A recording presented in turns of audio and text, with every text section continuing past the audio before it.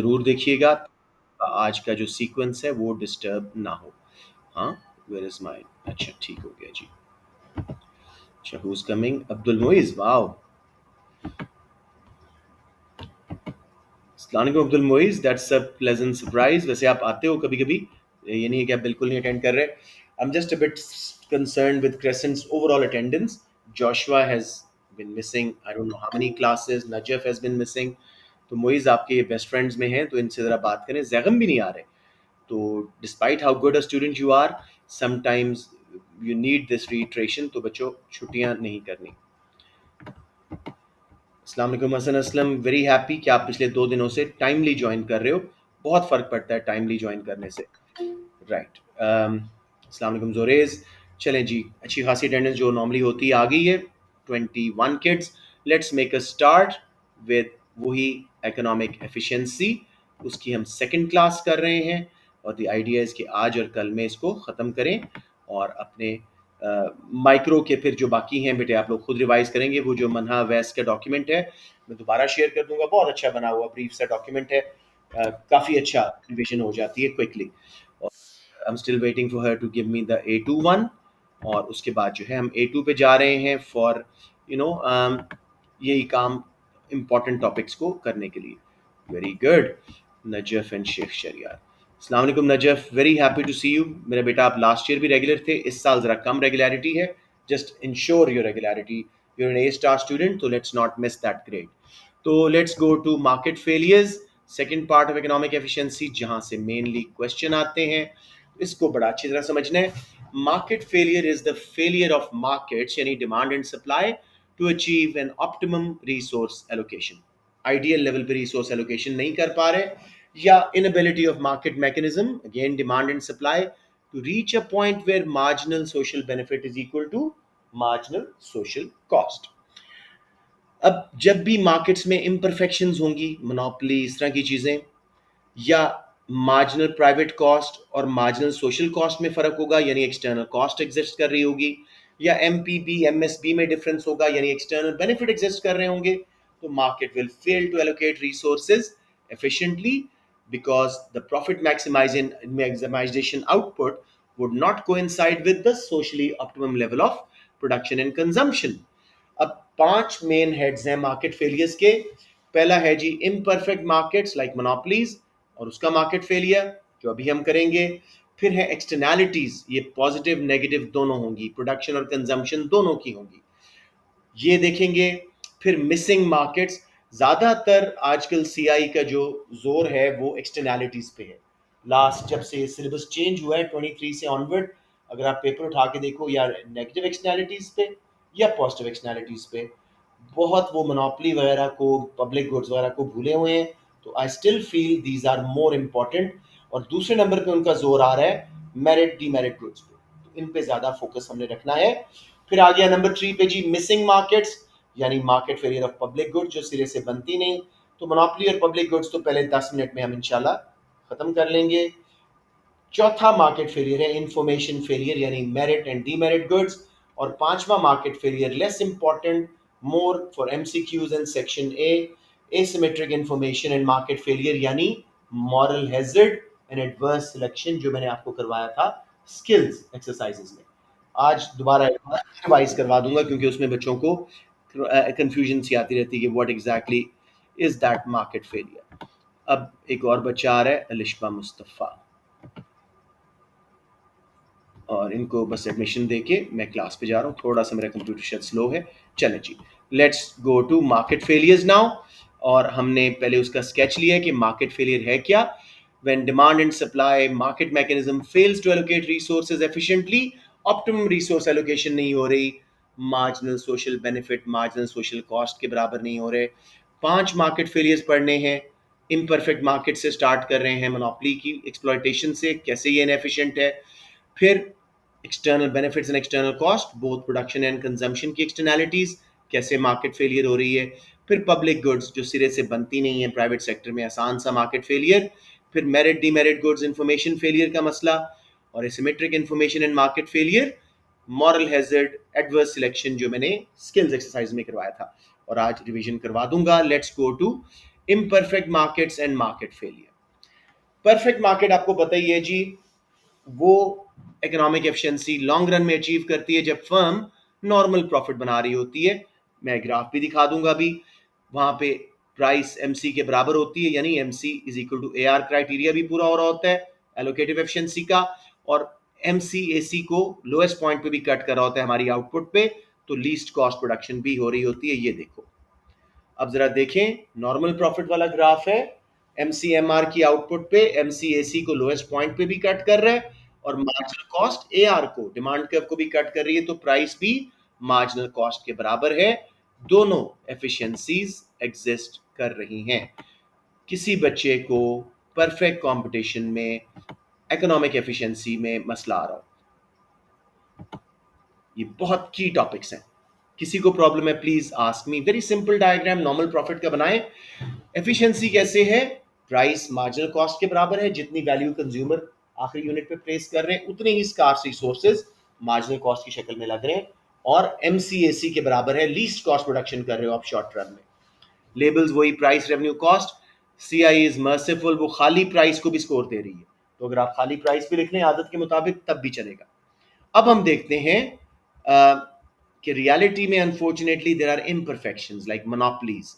Markets fail to achieve economic efficiency. In case of monopoly क्या है जी, one single firm dominate कर रही है, there are lack of competitive pressures, तो वो एक्स इनएफिशिएंट है, यानी लोएस्ट एवरेज कॉस्ट पे प्रोड्यूस नहीं कर रहे, उनको हायर एवरेज कॉस्ट पे प्रोड्यूस कर रहे हैं, बिकॉज उनको पता है कि भाई वो प्राइस बढ़ा के अपना एबनॉर्मल प्रॉफिट लेते रहेंगे, तो एज ए रिजल्ट वो इनएफिशिएंट हो जाते हैं। अब इस फिगर में जरा देखें, पहले इस फिगर से समझते हैं।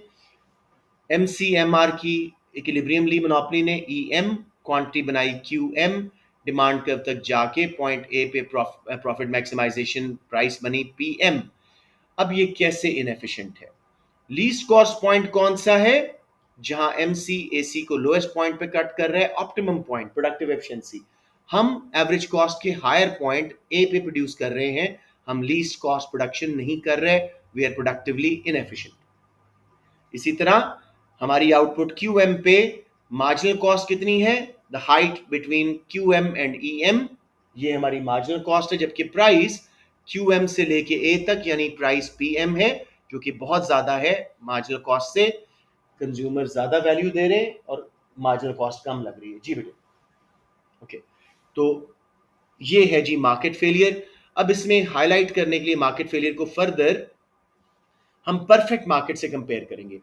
Not perfect firm, perfect competition की इंडस्ट्री, वहां पे कहां रिसोर्स एलोकेशन होती है? डिमांड एंड सप्लाई के थ्रू। एमसी सप्लाई कर्व होता है, डिमांड कर्व हमारा एआर कर्व है। ईसी पे जहां एमसी कर्व एआर को कट कर रहा है, इक्विलिब्रियम कंपटीशन बन रहा है। अब देखो प्राइस कंपटीशन लोअर है मोनोपोली से, आउटपुट कंपटीशन क्यूसी ज्यादा है। क्यूएम से क्यूसी कम एलोकेशन होने की वजह से डेड वेट लॉस पैदा हो रहा है। कौन सा area? A E M E C, consumer and producer surplus में नेट लॉस हो रहा है।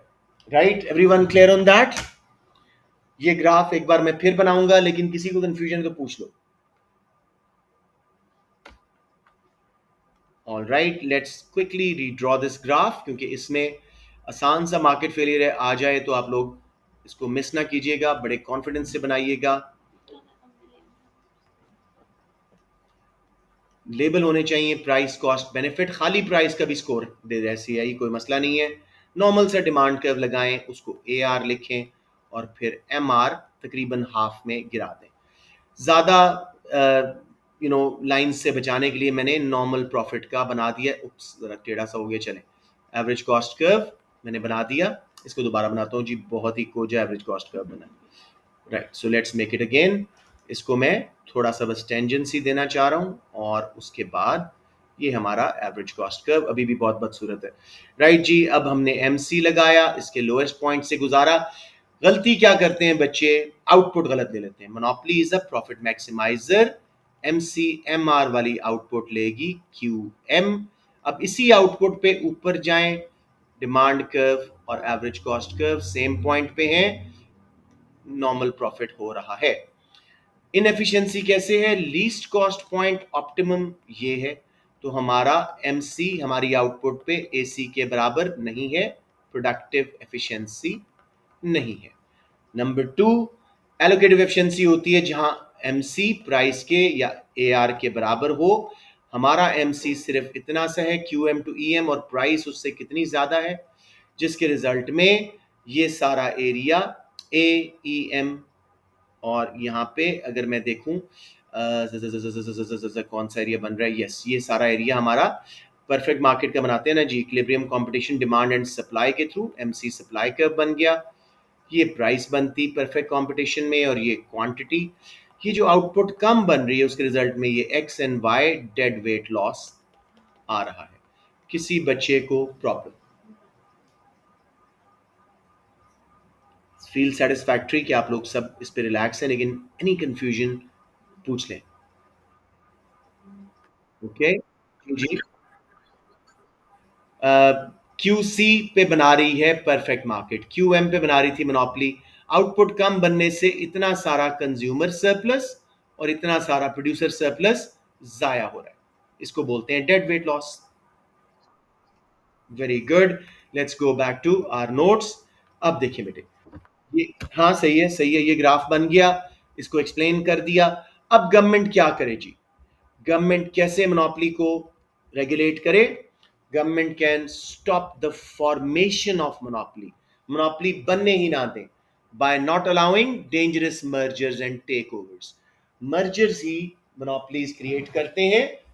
जैसे आज पाकिस्तान में टोयोटा एंड होंडा मर्ज कर जाएं, एक जाइगेंटिक कार फर्म बन जाएगी विच विल एक्सप्लॉइट, तो बनने ही ना दें। Number two, G, they can use laws that forbid certain types of monopoly behavior, such as predatory pricing. Predatory pricing क्या है? जब monopoly firm इतना लो प्राइस करके बेचती है कि करंट फर्म्स मुकाबले में सर्वाइव ही नहीं कर सकती और वो मार्केट छोड़ना शुरू हो जाती हैं, इसको इंटरनेशनल मार्केट्स में डंपिंग कहा जाता है। ठीक है जी, as a result of predatory pricing, anti competitive है, इलीगल है। समझ आ गया सबको? कोई कंफ्यूजन? ओके जी, यहाँ पे it's good to revise limit pricing. Predatory के साथ एक और प्राइसिंग स्ट्रेटजी मोनोपोली यूज करती है, इसको बोलते हैं लिमिट प्राइसिंग। इसमें प्रेडेटरी से ज्यादा प्राइस होती है, लेकिन स्टिल बहुत ज्यादा एबनॉर्मल प्रॉफिट नहीं बनाते, ताकि नई फर्म्स अट्रैक्ट ना हो और उनके बैरियर्स टू एंट्री कायम रहे, वो भी एंटी कंपेटिटिव है। फिर जी, government can force monopoly to charge marginal cost pricing. जैसे ऊपर वाले ग्राफ में अगर गवर्नमेंट इस मोनोपोली को कहे जी आपने मार्जिनल कॉस्ट प्राइसिंग करनी है, तो जहां MCAR कर्व को कट कर रहा है वो प्राइस बिल्कुल परफेक्ट कंपटीशन वाला बिहेवियर हो जाएगा, डेड वेट लॉस आप खत्म करने में कामयाब हो जाएंगे। तीन इंटरवेंशन हो गई गवर्नमेंट की, मोनोपोली को बनने ना दो, डेंजरस मर्जर्स टेक ओवर्स को रोक दो। अमेरिकन सुप्रीम कोर्ट ने बहुत सारे डेंजरस मर्जर्स को रोका हुआ है, उनको बहुत पावर दी है गवर्नमेंट ने। फिर दूसरा, ऐसे लॉज बनाओ कि मोनोपोली बिहेवियर को रोको, प्रेडेटरी प्राइसिंग जिसमें वो बहुत लो प्राइसेस करके करंट फर्म्स को आउट करना चाह रहे हैं मार्केट से, उनको आउट करना चाह रहे हैं, उनको रोको। फिर जी, मोनोपोली को फोर्स करें कि आप मार्जिनल कॉस्ट प्राइसिंग करें, अब ये एलोकेटिव एफिशिएंसी ऑटोमेटिकली आ जाएगी, परफेक्ट मार्केट वाला बिहेवियर हो जाएगा। फिर जी, government can insist on laws of minimum quality standards, कि मोनोपोली एक गारंटीड क्वालिटी के मुताबिक ISO 9000 के मुताबिक बनाए, तो जब वो क्वालिटी इंश्योर करेंगे, जारी बात है वो उतना प्रॉफिट नहीं बना सकेंगे, उनकी कॉस्ट बढ़ेगी। लास्टली जी, मार्केट को कंटेस्टेबल बनाएं, बैरियर्स टू एंट्री हटाएं। जैसे ओपन स्काईज एग्रीमेंट का आपको मिसाल दी थी कि भाई जब 5 एयरलाइंस डोमिनेट कर रही थी वर्ल्ड स्काईज को, गवर्नमेंट्स ने मिलकर फैसला किया नहीं जी एक्सप्लॉयटेशन हो रही है, उन्होंने बहुत सारे ओपन किए रूट स्काईज में, लाइसेंसेस दिए, इवन 5 प्लेन्स वाली फर्म्स को, उससे मार्केट इंटरनेशनल स्काईज की ओपन हुई। इतना कंपटीशन हुआ कि उन 5 में से पैन एम डूब गई और बाकियों को अपनी प्राइसेस कम करनी पड़ी, क्वालिटी बढ़ानी पड़ी।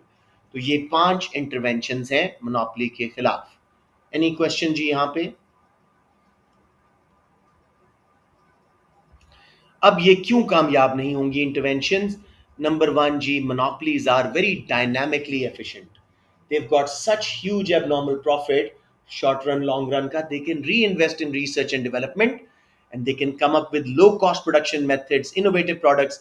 तो अगर उनको बहुत दाम तंग करेंगे तो वो प्रॉफिट कम बना के डायनेमिक एफिशिएंसी, देखो, आईफोन कौन बना रहा है? एक मोनोपोली टाइप बिजनेस, अच्छी क्वालिटी की चीजें, रिसर्च वाली चीजें, lower cost production methods monopolies ही क्रिएट करती हैं, तो हम उनको रोक रहे हैं यहाँ पे। हमारे जैसे मुल्कों में करप्ट ऑफिशियल्स में allow the exploitation bye monopoly in low income countries. फिर जी, अगर कोई मल्टीनेशनल कंपनी थी तो वो हमारी गवर्नमेंट को थ्रेटन करेगी कि हम आपका कंट्री छोड़ के चले जाएंगे अगर हम पे इतनी रिस्ट्रिक्शंस लगा रहे हो, and they can leave and cause mass unemployment. तो गवर्नमेंट डर के उनके खिलाफ इंटरवेंशन नहीं करेंगे। Why you smiling so much? Oh, think about this. Next जी, No, related to this. Okay, local monopoly जैसे पाकिस्तान की बहुत छोटी सी कंपनी है Tapal tea, it is standing against Unilever, Brooke Bond जैसे लेबल के अगेंस्ट खड़ी है।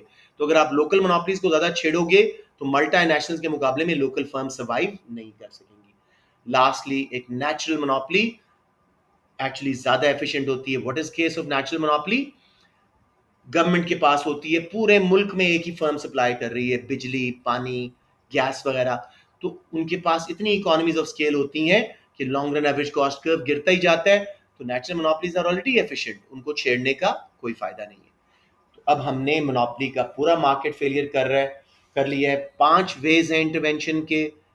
मोनोपोलीज बनने ही ना दो, dangerous mergers and take overs को रोक दो through supreme court, through market committees. फिर उसके अलावा मोनोपोली को कहो जी मार्जिनल कॉस्ट प्राइसिंग चार्ज करो, जहां एमसीएआर को कट कर रहा है ताकि वो परफेक्ट मार्केट की तरह एलोकेटिवली एफिशिएंट हो जाए, डेड वेट लॉस खत्म हो जाए। फिर जी, मोनोपोली पे प्रेशर डालो कि आप जो हैं कोई मिनिमम क्वालिटी स्टैंडर्ड्स आईएसओ 9000 के मुताबिक अपने कपड़े वगैरह प्रोड्यूस करें ताकि वो एक्सप्लॉइट ना कर सकें। फिर इसके अलावा आप मोनोपोली के ऊपर कंटेस्टेबिलिटी ला सकते हो, बैरियर्स हटा सकते हो ताकि मोनोपोली को थ्रेट हो कि नई फर्म्स आ सकती हैं और वो प्रॉफिट मैक्सिमाइज करने से डरे। एक तरीका ये भी है कि आप मोनोपोलीज को रेगुलेट करो और उन्हें प्रेडेटरी प्राइसिंग वगैरह, एंटी कंपेटिटिव हरकतें करने से रोक दो। लेकिन ये क्यों कामयाब नहीं होगा? डायनेमिक एफिशिएंसी कॉम्प्रोमाइज हो जाएगी, मोनोपोली का प्रॉफिट कम होगा तो रिसर्च एंड डेवलपमेंट पे नहीं लगा सकेंगे, प्रोडक्ट्स की और प्रोसेसेस की इनोवेशन और long run average cost curve का नीचे शिफ्ट होना हमारा अपॉर्चुनिटी कॉस्ट बन जाएगी। करप्ट ऑफिशियल्स हमारे जैसे कंट्रीज में मोनोपोलीज को रिश्वत लेके करने देते हैं एक्सप्लॉइट। मल्टीनेशनल कंपनी के अगेंस्ट लोकल मोनोपोलीज ही खड़ी हो सकती हैं। अगर उनको नहीं सपोर्ट करोगे तो मुल्क में अनएम्प्लॉयमेंट फैलेगी। मल्टीनेशनल्स को ज्यादा रेगुलेट करने की कोशिश करोगे, वो कहेंगे जी हम आपका मुल्क ही छोड़ के जा रहे हैं, और वो मैस अनएम्प्लॉयमेंट करके जा सकते हैं। लास्टली जी, एक नेचुरल मोनोपोली जो गवर्नमेंट के पास थी उसकी तो वैसे ही एफिशिएंसी है, लॉन्ग रन एवरेज कॉस्ट गिरे जा रही है इकोनॉमीज ऑफ स्केल की वजह से, तो उनको भी नहीं छेड़ना चाहिए। Any questions on monopolies? Missing market failure public goods, बच्चों बहुत इजी है, एएस वालों को भी करवाते हैं, जल्दी से कर लेते हैं जी। Public goods are non excludable, no one can be stop from consuming them once they are provided to society. Non excludable हैं, consumption by one person does not reduce या exhaust their availability for others. For example street lights, national defence, light houses, flood defences etcetera. ये non rejectable भी हैं, आपको कोई choice नहीं है कि स्ट्रीट लाइट आपने कंज्यूम नहीं करनी, आपने करनी ही करनी है, नेशनल डिफेंस करना ही करना है। नॉन मार्केटेबल हैं, जिसकी वजह से फ्री राइडर प्रॉब्लम आ रही है, कुछ लोग विदाउट पेइंग बेनिफिट ले रहे हैं। तो इनका वाहिद हल क्या है जी? गवर्नमेंट टैक्स के पैसे से इनको खुद प्रोवाइड करे, क्योंकि फ्री मार्केट को सब्सिडाइज भी करोगे वो पैसे चार्ज नहीं कर सकते, ये एक मिसिंग मार्केट रहेगी। Government intervention for public goods क्यों फेल होती है? गवर्नमेंट जो है अक्सर सही amount of public goods provide नहीं कर सकती।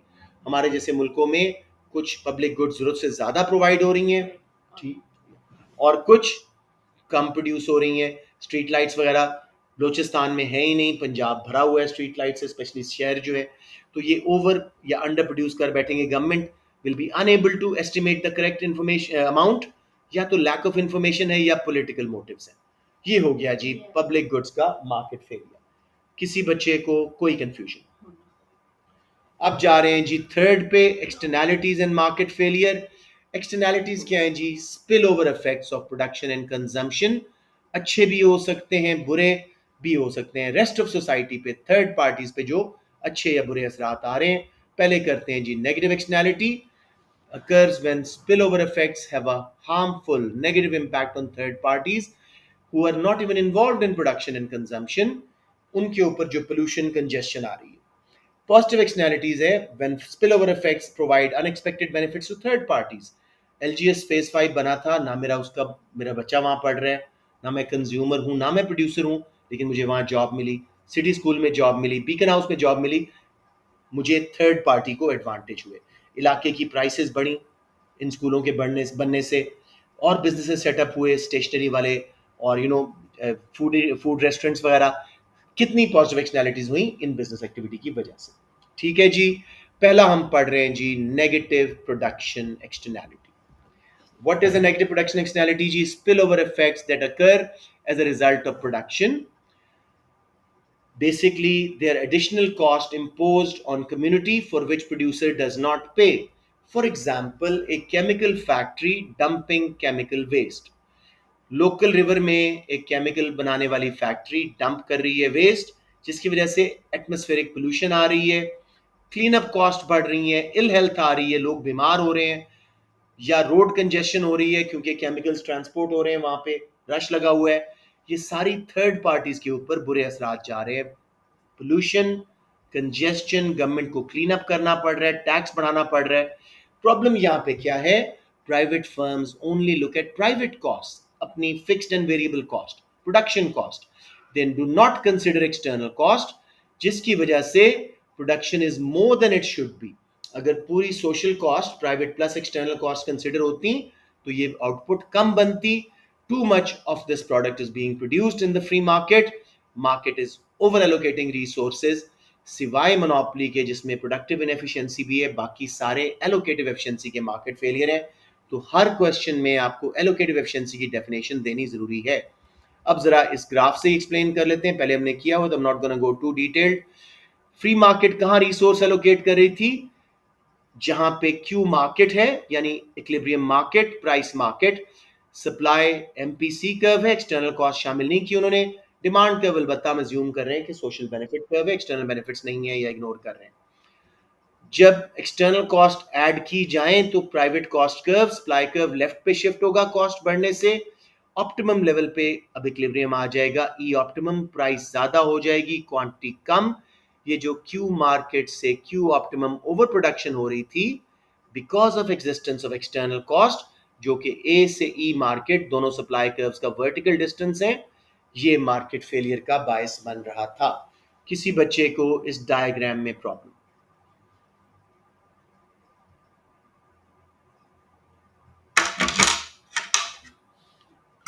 एक्सप्लेनेशन मैंने जुबानी बता दी है, आप लोग एक बार पढ़ लेना. क्या हल करे गवर्नमेंट जी? वही जो हमेशा हम बात करते हैं, एड वलोरम इनडायरेक्ट टैक्स लगा दे.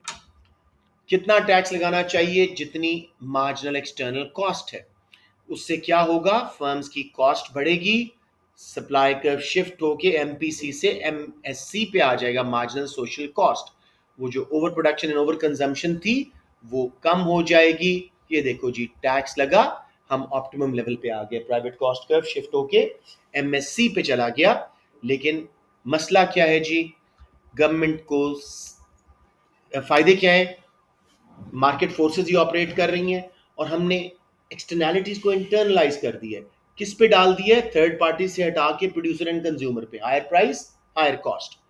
फिर जी इनडायरेक्ट टैक्स लगाए तो फर्म्स को थोड़ा सा इंसेंटिव आएगा कि यार हम ग्रीनर मेथड्स पे चले जाएं, गवर्नमेंट हम पे ये इनडायरेक्ट टैक्स हटा दे बिकॉज हमें बहुत ज्यादा कॉस्ट पड़ रही है. ठीक है. Tax pretty flexible. जो फर्म ज्यादा प्रोड्यूस कर रही है पोल्यूशन, उन पे ज्यादा लगाओ, जो कम उनको कम लगाओ.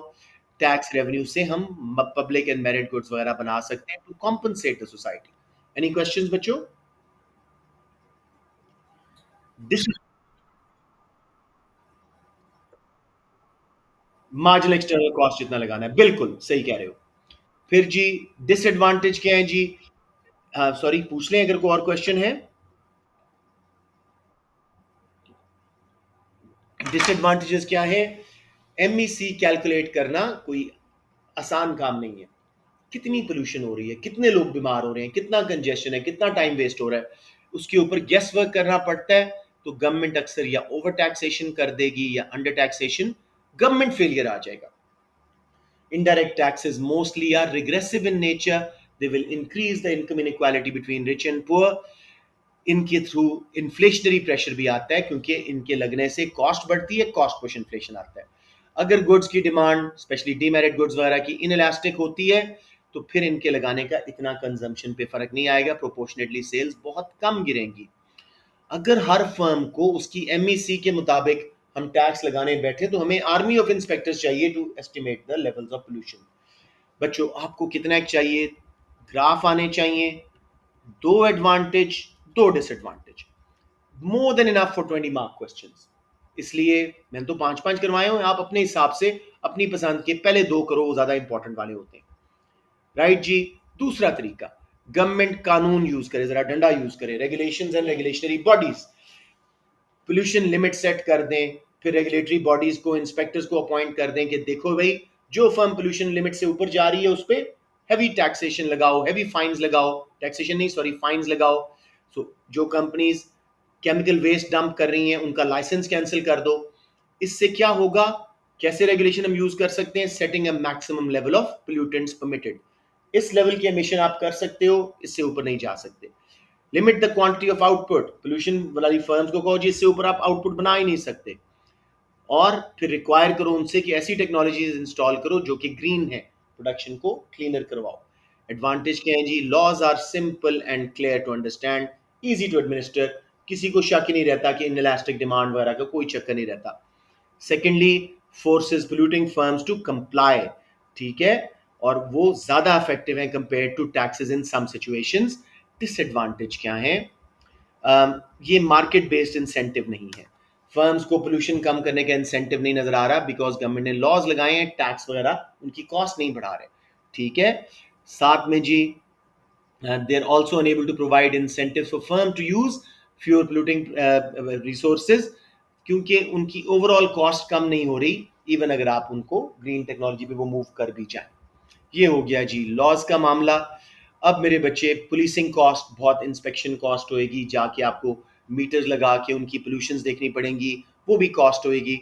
सो लॉज के नुकसान ये हैं। थर्ड है जी प्रोप्राइटरी राइट्स। प्रॉपर्टी राइट्स क्या होते हैं? जैसे मेरा घर है, अगर कोई शख्स आके इसको डैमेज करता है, मैं उसको सू कर सकता हूँ, उसके खिलाफ केस कर सकता हूँ, उससे चार्जेस ले सकता हूँ। यही राइट प्राइवेट प्रॉपर्टी वाला गवर्नमेंट पब्लिक प्रॉपर्टी पे भी एक्सटेंड कर देती है। यानी air space, public parks, libraries, historic buildings, ताकि लोग उनको जाके खराब ना करें और उनके खिलाफ कोर्ट में कॉम्पनसेशन के लिए केस किया जा सके। लेकिन इसके डिसएडवांटेज क्या है जी? Justice is not free.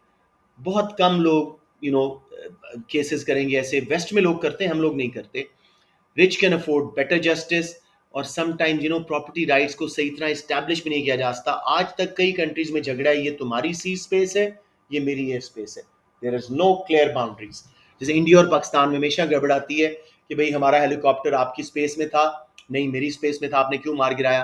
तो ये थोड़े प्रॉब्लम्स आ जाते हैं। Everyone clear on that? Do not use private property act, ये थोड़ा मुश्किल है, एम गलत कर दोगे। Pollution permits is really good.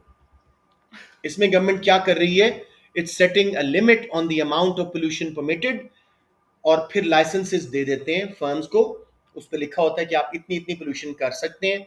और good thing is these permits are tradable, firms can sell it to one another.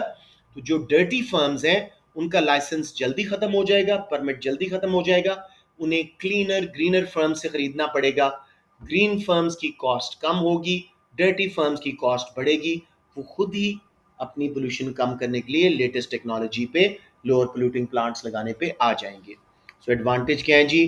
Government can limit to pollution to any desirable level, एक limit लगा दी है। इंसेंटिव आता है रिड्यूस करने का pollution, क्योंकि कॉस्ट बढ़ रही है डर्टी फर्म्स की। लेकिन नुकसान क्या है? Not easy to monitor the level of pollution created by each firm. 200 firms लगी हुई हैं, कौन सा नॉन ट्रीटेड केमिकल डंप कर रहा है, बहुत मुश्किल है कल्प्रेट को फाइंड करना। इंस्पेक्टर्स चाहिए, एडमिनिस्ट्रेशन कॉस्ट है, difficult to know how many permits to give. या तो गवर्नमेंट बहुत ही जनरसली दे देगी या टू टाइट कर देगी। बच्चों समझ आ गया? कोई कंफ्यूजन? हमने नेगेटिव प्रोडक्शन एक्सटर्नैलिटीज और साथ ही गवर्नमेंट इंटरवेंशन कर ली। आज जी हम कर रहे हैं, हाँ जी बेटे श्योर पूछें।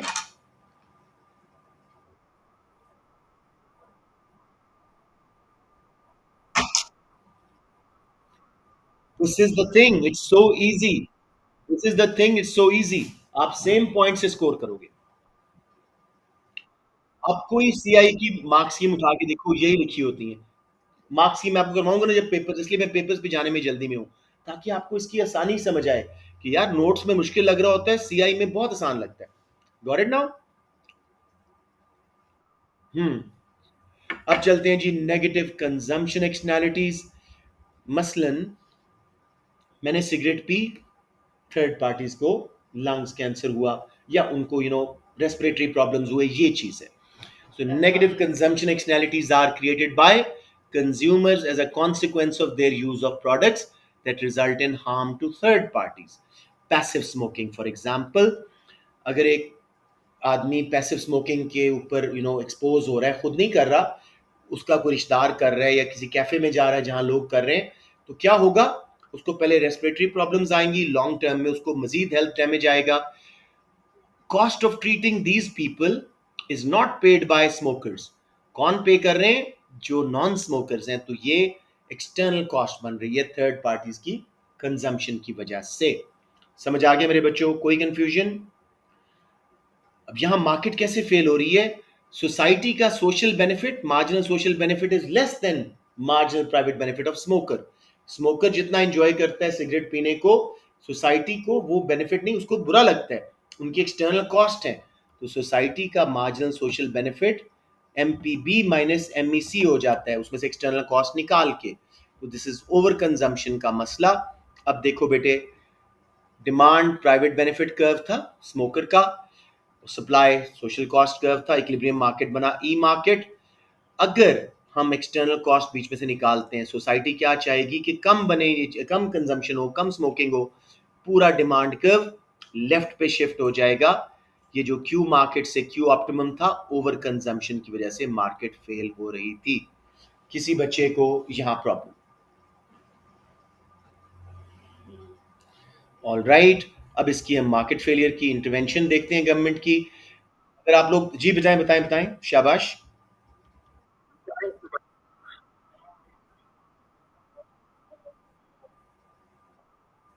ये थोड़ा सा टिल्टेड बनाना है बेटे। नई जो कैम्ब्रिज बुक्स हैं, वो इसको इकट्ठा शुरू कर रही हैं और डिमांड कर्व को वहीं से अंडर शिफ्ट कर रही हैं। आप थोड़ा सा फासला कर दो, टिल्टेड कराना है। ये एड वलोरम टाइप का है। वेल पिक्ड अब्दुल हक, ठीक है। अच्छा जी, मेरिट डीमेरिट गुड्स कल करा दूं अगर आप लोग थक गए? बताएं मुझे, या एक ही फ्लो में करते जाएं? कल कर दें, चलें, दैट्स इट। अच्छा, शलीना कह रही है we know it, we don't need to do it. आप लोग एग्री करते हैं इस बात